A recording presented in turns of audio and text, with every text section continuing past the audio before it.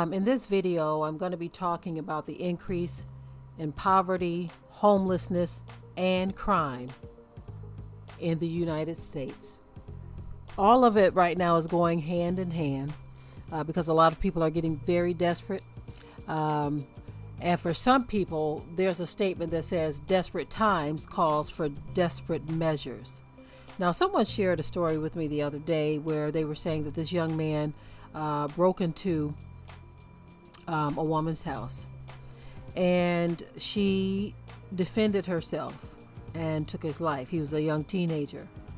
And the man that addressed the video, it was a video on TikTok where he was talking about the frustration of the young man's family. I believe it was one of his sisters. She completely overlooked the fact that her brother was committing a crime and could have been a potential threat to that homeowner. She was more focused on the fact that she was saying that what if that's all he could do because he got needs and all that stuff. And I'm paraphrasing that portion. But she was more focused on he got bills and stuff like that too. And so the man that was talking about this, he was like, you are completely excusing or exonerating your brother because of based on what he did, and which was a crime, and he could have been a potential threat to that woman. You're excusing him, but you're looking at her side-eye because she decided to defend herself and her life. Someone broke in on her and she defended her life. And so with the increase in poverty and homelessness, people are becoming desperate. And even if the young man wasn't homeless, desperate times calls for desperate measures. And so whatever his reason or excuse was for going in on that woman like that, she did what she did, and it resulted in his life ending. But the sad part is how the family looks at this, as if he was the one who was done wrong. You see, they see it as him being the one being done wrong, and not that the homeowner was defending themselves. And so with that kind of thinking around, you can best believe that it's only going to go from bad to worse in this country, right? Especially when you have a government who is willing to pour millions and millions and millions of dollars, and billions in some cases, into other countries and their needs. But their own citizens are living in poverty and homeless. And because of this, they are starting to do very desperate things. Now, I don't believe being desperate is an excuse at all to violate another person. I don't believe it's an excuse at all, but it is definitely something that some are willing to violate others in order to supply their own needs. That type of mindset exists. And that being said, we need to think in terms of fortifying our lives a lot better and not depending on whether or not the government is going to help in the first place. We continue to say this, and it continues to fall on deaf ears in some cases, but there are those who are taking heed. I know it sounds tripped out that our government is sending money to these other countries, but in my opinion, I feel like the people, if they had a better mindset in place and intact, kind of like it was back in the day before any social programs existed, people had more of a mindset of working together. They had a bartering mindset, a pulling together mindset. But ever since you've had social programs in place, there's this mindset that if I hit a rough patch, the government is going to be there to bail me out.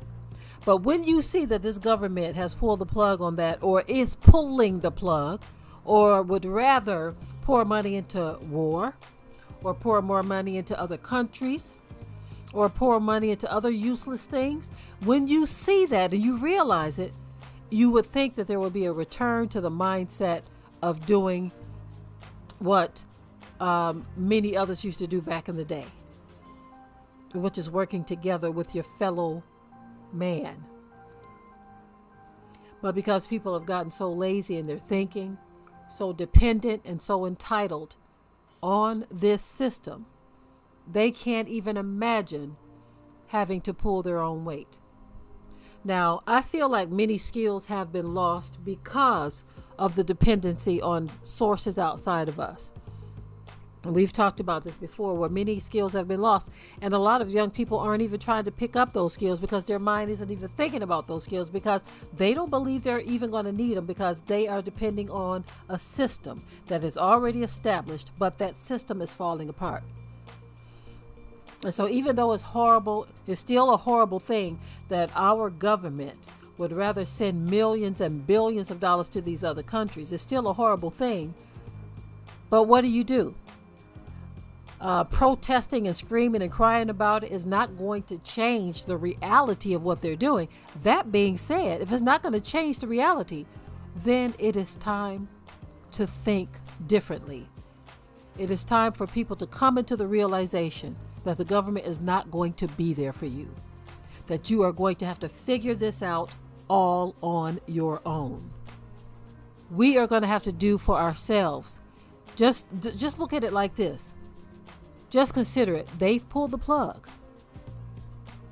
Even if it hasn't happened fully, consider that that's what's going to happen in the near future. And if you think of it in those terms, you're going to do more for yourself than you normally would have.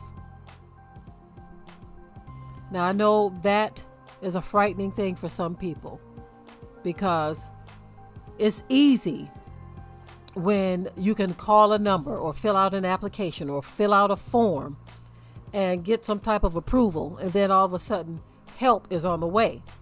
It's easy to think that that's the better solution for you. But what if that is no longer an option? What if it's no longer an option? If that's no longer an option, then what are you going to do?